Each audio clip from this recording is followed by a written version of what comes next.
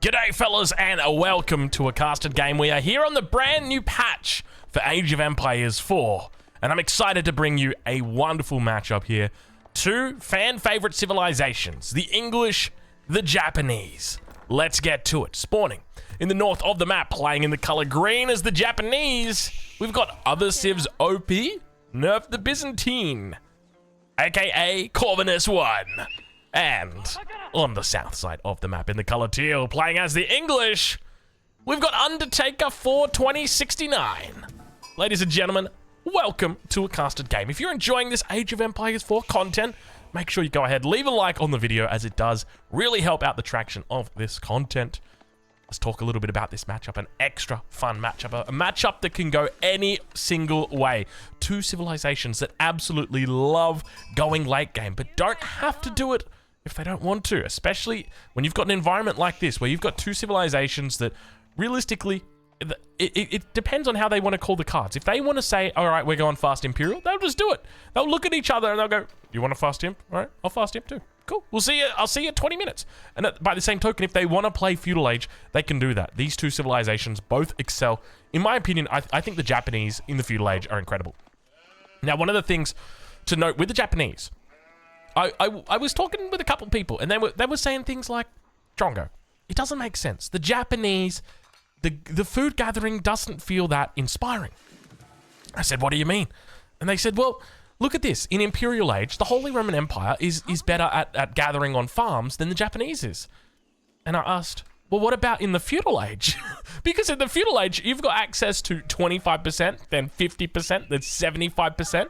And I think that's a large bonus of the Japanese that we often forget or neglect to acknowledge, is that you get access to 75% gather rate on your farms in the Feudal Age. I mean, technically in the Dark Age, if you really want to talk about it, but ideally in the Feudal Age. And that is incredible. That allows you to have a massive economy over your opponent in the Feudal Age. So will we see that today? Will we see big economies, even bigger? Oh, I think we're going to see big economies today. Look at this right here. We've got the Undertaker now beginning to approach the stone mine. Will he throw? Corvinus 1 off the top. I can't remember what the quote is. You guys know what the quote is. Is it Undertaker? It's Hell in a Cell, right? Something along the lines of that. Anyway, Kura Storehouse on one side of the map. Council Hall about to be going down on the other. A little bit of a delay on this Council Hall, though. Not going to lie. I guess he's been off to the races with regard to the villagers on other resources, though. Not something that we always or often see. Not even going to be taking these straggler trees. Just going straight to the wood line here. Now, the English did manage to get through the last patch unscathed. They did not get hit with the ban hammer, with the nerf hammer, with all that bad stuff. So, English mains are going to be rejoicing. But the Japanese mains, it's a little bit different for them. A lot going on for the Japanese. Every single one of their key landmarks, so those are the most favorable landmarks that we see, or the most optimal landmarks that we see in 1v1, got nerfed. Every single one. Kura Storehouse, nerfed. No longer gives farms in 45 seconds, now gives them in 50 seconds. Also reduced the garrison amount in here, so they used to be able to garrison 8 villages inside. Now it can only garrison 4 villages inside. On top of that, that's the Kura Storehouse. Don't dare mention the floating gate. I tell you what, we mentioned the floating gate, I'm going to have a floating aneurysm because that is... I shouldn't have done it. I shouldn't have. Calm down, Drongo. It's okay. It's all right. The floating gate will float back into existence today. We will get to see it. It's going to be hype because we know that right now the Japanese player is going up against a 2 town center strategy.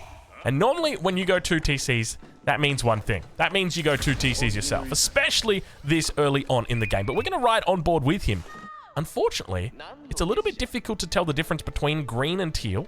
But he's going to be coming over towards this side of the map. He's going to see the age up. He sees it's a little bit late. He's going to be careful. He's up against an English town center. No villagers garrison inside. Now, keep in mind, both of these players are Conqueror 3. I will be calling out all macro mistakes for them. And I'll be pointing out that he could have clearly, as the English, garrison inside. You remember when you're playing the English, you get that little town bell notification. It's like, hey, there's enemies nearby. Watch out, friends. Spots out the stone. How does he react? Let's have a look. Let's go into the base. Keep in mind, he is already in the Feudal Age. if he wanted to make a tilt at that second TC, he probably should have done it already. He can opt for it now, but he will be a little bit behind, and that always feels bad, because if you go 2 TC after you've spotted your opponent going 2 TC, now it means that they're going to go Castle Age, and now you're slightly behind on the castle, now you're behind on the relics, and now they've got 4 relics and you've only got 1, and it just feels like you're always on the back foot. When you are playing that style, and you can see he was thinking about throwing down it, but doesn't do it at this stage. Now going to be looking to throw the archery range down a bit of a forward location as well. Is he going all in already? 3 Vils on the gold. It kind of feels like he's playing the Japanese like the English. The way that he's got the 3 Vils on gold to me. And look at this. Double broadaxe coming through. Actually, no, I do take it back. I was going to say no wheelbarrow. Excuse me. No wheelbarrow yet, but have a look at this. He's playing the Japanese. He doesn't get access to it. He's got Takazaiku. He's got Tawara. And now, obviously, Fudasashi. It's going to be an age 3 upgrade. We don't see it coming through, but what is this all about? Is he thinking about dropping down an outpost now? The most common thing that you're going to see in this situation is this second TC coming out from Undertaker is probably going to be over on this gold. Let's double check and see where it is. It's going to be an outpost instead, and he throws the town center on the wood line. Very interesting, but he does have the deer down here. I do see 2 deer, 3 deer, 4 deer, 5 deer. Count them out. 6, 7, 8, 9, 10. Not that many. There's 7 deer. But this is a really good TC spot. This is amazing, actually. Gets the deer and the wood line. And then on top of that, the outpost, he can just make sure that he gets the arrow slits upgrade. I think that's going to be really important for him. I'd love to see him just move 4 villagers out, grab that arrow slits upgrade, because having that extra range is going to be wonderful. Now, we obviously know the archers are coming. He knows the archers are coming. He spotted it. He sees the early aggression. And now we've actually got a really fun situation, because you've got one player who says, I'm going to be playing 2 TCs today, which means that the longer the game goes, the better his chances get. And he's going to be going up against a player who's playing a 1 TC style, and it's going to be an absolutely insane amount of units that we're going to be seeing out of him today. The farms are already coming through on the Kura storehouse, a distinct absence of villagers on these farmhouses. Keep in mind, when it comes to your food economy, you do spend more food on archers than other civilizations, mainly because you spend less wood. So naturally, the more archers you produce, the more food you will be spending than other civs. Siege engineering on the way through. And I gotta say, a bit of an awkward spot with this TC. I've just realized this is actually a big brain TC position. This is actually huge when you think about it. Let's talk about this just for a second. Aggression down on that south side. One of the big things about this TC location is if you want to get down here, you're going to have to mess with the bull. And you know what they say about messing with the bull? Is you mess with the bull, you get the horns. If he makes a step down here, he's going to be under fire, under pressure this whole time.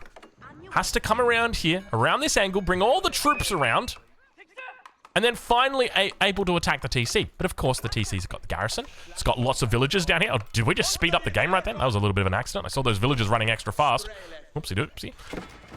The point is, you do not want to play with this. This is danger. This is fire. I'd be almost tempted to throw an outpost up here just to try and get a bit of extra range. Samurai now coming out here, looking to meet the end of the longbowman. Hello, how you doing over here, little fella? Gets taken out, though. Unfortunate for the samurai. You hate to see it. Longbowman continuing to put on pressure, though. You can see they're doing a really good job. Don't want this battering ram to come online. They know when it does, he will lose access to this gold. But maybe that's all he's thinking about. Maybe he's just thinking, you know what? If I just neutralize the gold, then all of my problems are going to be sorted out. But you know what? I reckon Corvinus is the kind of guy who's thought about this. And I reckon if there's a gate on this top side and there's a gold mine up here, Corvinus, he's probably already walled it out. I'll take that. I'll take that right there. Look at this. The madman says, I'm just going to throw down outposts with arrow slits. I like it. I like it a lot. This is a really smart play from him. It's just going to prevent any additional gold sources coming through. Hasn't been able to deny this, though. Did actually get... Oh, I didn't even realize he's cancelled the battering ram. Forced away the 2 TC English player. Forces back the 1 TC Japanese player. And now he throws down the forge on the stone. Could be looking to get the Daimyo Mana. Could be looking to go into a second TC here. If he goes into the second TC, he is going to be behind. Look at the upgrades that are coming through for Undertaker. Wheelbarrow. Balanced projectiles. Sorry, steel arrow. I always get that one mixed up. Balanced projectiles is number 2. I'm just going to start throwing out like random names like, here's the upgrade coming through. Double broadaxe. Here's the next upgrade coming through. Lumber preservation. No, it's arrow volley, Drongo. But you were so close, Drongo, and that's what matters. You were so close. You were almost there. Slow trickle. The villagers on the gold. It's going to guarantee these upgrades continue to come online. And we're really, like, gearing up for it. I can feel it right now. Nice little wall comes through. He's got plenty of food in the back of the base here. This is absolutely ludicrous when you think about it, right? He had berries out here. He has deer out here. He's got the Kura storehouse out here. The only thing he's missing is a boar, maybe a couple of sheep, and he'd have the whole trifecta. Trifecta means 3. But in this context, we're going to take it to mean every single food source that there is. Where are the fish, Drongo? Good point, good point. Not included in the trifecta, it seems. And now the longbow numbers starting to look really good. Keep in mind, you're up against the Ashigaru, which are faster moving units. Is he going to fall back from this? Looks like he will. Samurai moving up, going to continue kiting away. They've got their +1 ranged attack. Ranged armor is through for our Japanese player. But now the Yumi Ashigaru, a little bit, I'm going to be honest, there's not a lot of them here. I kind of expected more. Normally in this situation, you'd expect a few more Yumi Ashigaru out just because they are so cheap. I don't know what he's been spending these resources on, but it's not Yumi Ashigaru, that's for sure. And now the longbow numbers going to be maintained, and I'm suspecting that at this point, we're going to see on the other side of the map a second TC go down. You can't lose a fight like that and then all of a sudden say, yeah, I'm going to stay on 1 TC. He's just repelled everything you threw at him. How can you possibly continue along in the feudal age, putt along in the feudal age thinking, he's 2 TC. Okay. And he held my attack. Okay. What do I do now? How did that even happen though, realistically? Like, is he doubling down? He's actually doubling down. Do we have the Benaman out yet? Benaman not yet out. +1 range attack has arrived through for the Japanese player though. But the Benaman is missing. Not that the Benaman really changes much. It's more just about having bigger numbers, right? Like you just want to have a lot of Yumi Ashigaru. The problem is, you've got less than half what your opponent does. And he's spending money on Samurai, but the reality is these are just going to get kited out. Compared to the Yumi Ashigaru, we want to get up to 1-shot territory. That's where we've got enough Yumi Ashigaru to 1-shot our opponent's longbows. And then once we do, we can just absolutely steamroll over the top of them until they can get men-at-arms out. And we can see right now that he's doing the absolutely correct thing. Undertaker here, not skipping a beat, going into men-at-arms and horsemen. No, he's making a scout. Okay. I love that instead of making a scout out of the town center, he's like, I can't. I'm training villagers. I'm instead going to spend 150 wood just to make the scout. That's how much he values having these villagers. He will trade 1 villager for 150 wood. And then you think about the Ayyubid trade wing and how busted it was, where players were like paying 150 gold or 125 gold, whatever it was, for 2 villagers off cooldown every 2 minutes. Man, that was wild. They were the days. I'm glad those days are behind us, because I tell you what, if they were in front of us, I would be very sad. Scout now out, beginning to make his way across the map. He's got a really nice number of units here, and he's confident. You can see how confident he is. He knows that he can just pretty much push out. There's nothing that his opponent is going to be able to throw at him that he is not ready for. We do see horsemen now starting to come out. He will get spotted out. Scout will get taken on that south side, now going to be forced away from this position. Keep in mind, does have the movement speed, the slight movement speed advantage, though keeping everything together like the samurai here, it's going to slow everything down. You want to make sure that you move your armies independently or your units independently. Let's check in with Corvinus and see how he's doing as he begins to add farms around the main town center. He's got his Kura storehouse in the perfect position so that it affects all of his farms. Some of these farms are missing, and he's added in, or missing workers, and he's already added in additional farms, which makes me scratch my head a little bit. As I said, we are the macro police. I feel like we should create a series called Macro Police, where we just watch games and just call out all the macro mistakes from them. And we'll do it at the Kong 3 level as well. But you know what they say, do as I say, not as I do. Don't watch my games. Because I tell you what, I don't have the APM to keep up with 100% macro perfection. Daimyo Palace now coming online as well. And speaking of macro perfection, if you want to get a couple of tips for yourself, make sure you check out the Patreon. We've got plenty of coaching content over there for the brand new season. Season 6 content has just dropped within the last week. We're coaching Byzantines, we're coaching the Japanese, we're coaching the English over there. We're having a great time. And of course, if you'd like to get your own coaching, we've got that as well. But now those horsemen beginning to make Mogul moves. You can see they've got that extra little bit of damage coming through the +0.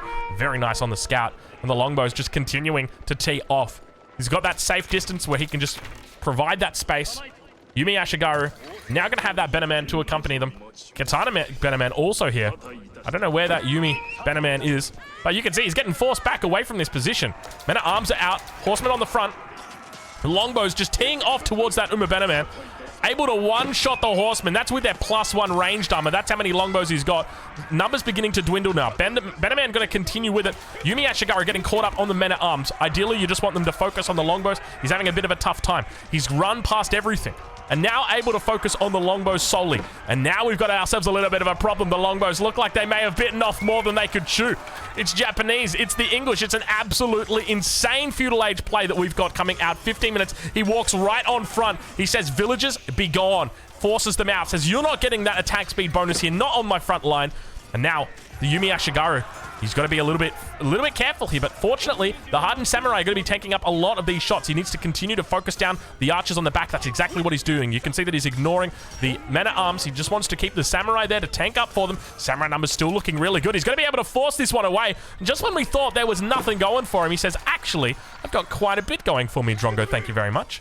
And indeed, you do at this point in time, Corvinus. You do. Samurai numbers continuing to build here. I got to be honest, man. These units are kind of wild.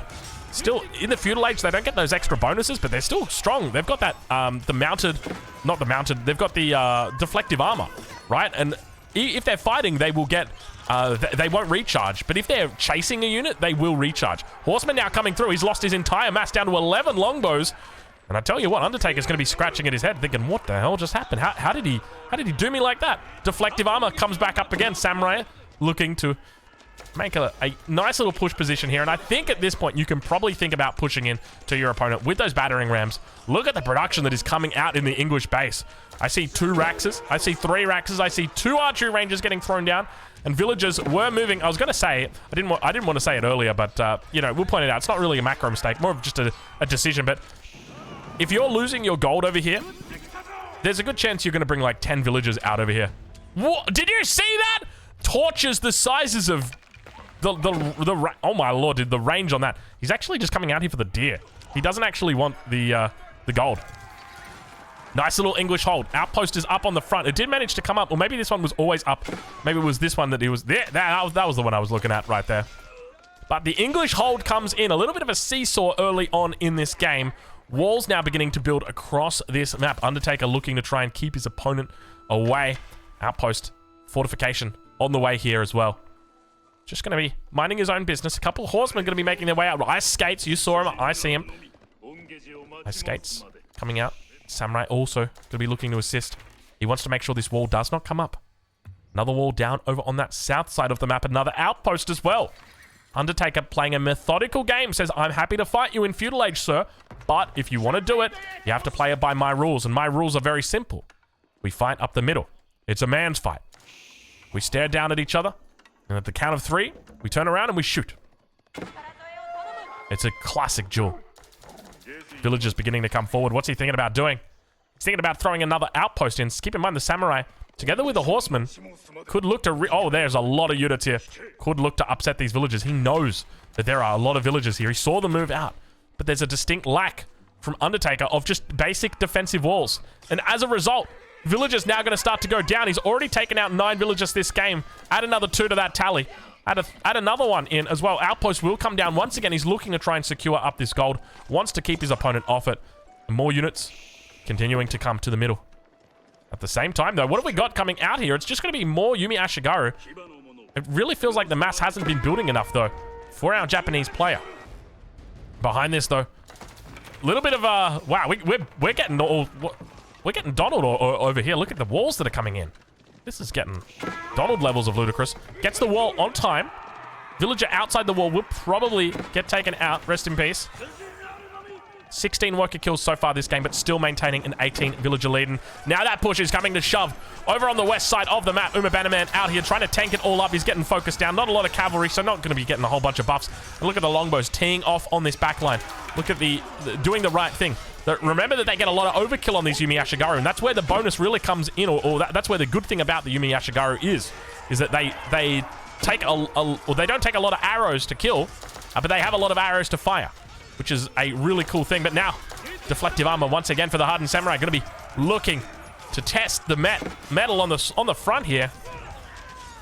Yumi Ashigaru still, the numbers not looking terrible. There's the little bit of buff right there. An extra 1 damage is going to go a long way. Yumi Bannerman standing on the back, just teeing off. I love the way he's just kind of... You can see he's really teeing off. We'll lose that Yumi, but he wants it to die. He says you kind of need it to die there. You can't run away with it, because then you lose the buff. Samurai coming out once again. East side has been neutralized. More pressure applied. A couple of men-at-arms going to be out over here. Needs to bring a villager to start repairing up this palisade gate. Meanwhile, towards the base, the Undertaker is looking to throw salami off Hell in a Cell. I don't know if that's sorry. I shouldn't make references that I just don't get, you know? When I was a kid, I used to love wrestling, and then my dad told me it was fake. I didn't believe him. I still kind of liked it, and then I just grew out of it. And I grew into total annihilation, and now I'm here. Strategy games. Men-at-arm numbers really starting to build. He's up to 13 men-at-arms. This is the key English composition. You want between 30 and 40 longbows, and then all the rest of it, just men-at-arms. You just men-at-arms, just spamming out the men-at-arms. You can go into a couple of spears if you want, but you don't really need to. Still, though, needs to think about adding in a battering ram or two. Help out with the siege a little bit. Up against this Japanese production, you can see he's got so many barracks right here on the backside. We're talking about 1, 2, 3, 4, 5, 6 barracks at this stage. Men-at-arms now looking to siege down the outpost. The upgrades are coming through. He's looking to get fortification and the arrow slits, but it's a little bit too late over on that east side. And now a 26, 25 villager lead coming through for our English player.